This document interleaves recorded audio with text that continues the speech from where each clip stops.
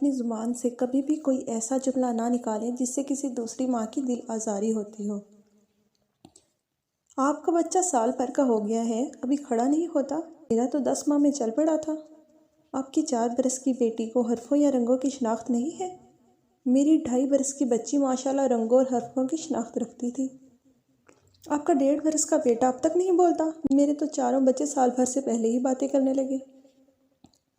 فلاں کا بچہ کمزور یا سلو لرنر لگتا ہے، ماں ملازمت کرتی ہے توجہ ہی نہیں ملتی ہوگی۔ آپ کا بچہ کمزور لگ رہا ہے، 6 ماہ پہلے آپ سے ملی تو اچھی صحت تھی۔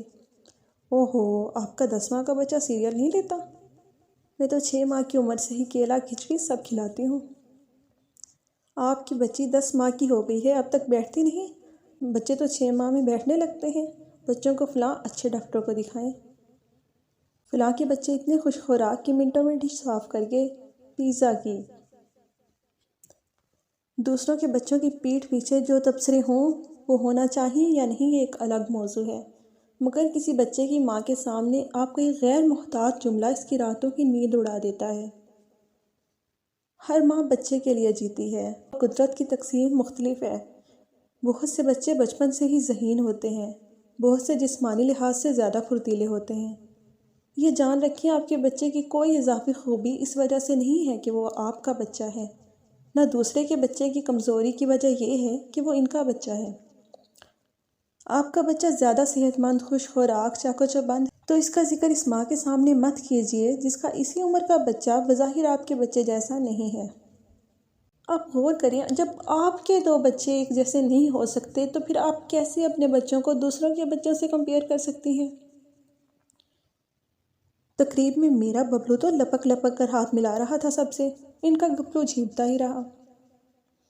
فلاں کے بچے میں سوشلائزیشن نام کی نہیں، میرا بچہ تو اتنا خوش ہوا اپنے ہم عمروں میں۔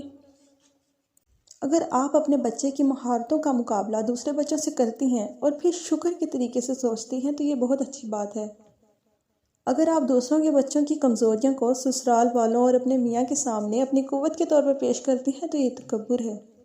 چونکہ میرا بچہ ہے اس لیے لائق ہے، چونکہ نند یا جٹھانی کا بچہ ہے اس لیے نالائق ہی ہونا چاہیے تھا۔ ساری زندگی مجھ سے جلتی اڑتی رہی ہیں، آج میرے بچے کس مقام پر ہیں اور ان کے بچے کہاں؟ یہ چھوٹے چھوٹے جملے بھی بڑا گناہ ہوتے ہیں۔ حدیث مبارکہ کے مطابق تو کوئی ایسا جملہ بھی ہوتا ہے جو جہنم کے قریب پہنچا دیتا ہے۔ اس لیے دوسروں کی ممتا کا احترام کیجیے۔ یہ ایک جملہ کہ بچہ کچھ سست لگ رہا ہے اس کی ماں کی راتوں کی نیند اڑا دیتا ہے۔ وسائل مختلف، آپ کے بچے کی فعالیت یا غیر معمولی کارکردگی کی وجہ آپ نہیں، یہ محض رب کا احسان ہے۔ بچے کی کامیابی کو دوسرے آپ کے کھاتے میں ڈالیں، انہیں ایسا کرنے دیں، اس لیے کہ بحیثیت ماں آپ نے بہت محنت کی ہے، مگر خود اللہ کا شکر ادا کریں اور کبھی آپ کی گفتگو میں یہ امتیازی شان نہ جھلکے کہ میرے بچے اور میری تربیت۔ جن کے بچے سلو لرنر ہیں اس میں ان کے والدین کا رتی برابر قصور نہیں۔ جن کے ذہنی اور جسمانی معذور بچے ہیں ان کے پیکج کو ادھورا نہیں چھوڑا گیا۔ المصور کی شان سے عبث ہے کہ وہ ادھورا کام کرے۔ یہ امتحان گاہ ہے، کسی کو بہت لائق فائق بچے دے کر آزمایا گیا ہے، کسی کو کمزور مخلوق سے دستگیری کر کے اس کے لیے جنت کا راستہ آسان کر دیا گیا۔ اس لیے شکر کا طریقہ یہ ہے کہ اپنی زبان سے کوئی ایسا جملہ نہ نکالیں جس سے دوسری ماں کی کوئی کمزوری آشکار ہوتی ہو، بالخصوص جب سامنے والی ماں کے بچے آپ کے بچوں کے ہم عمر ہوں تو اپنے بچوں کی عمدہ کارگزاری بتانے سے گریز کریں۔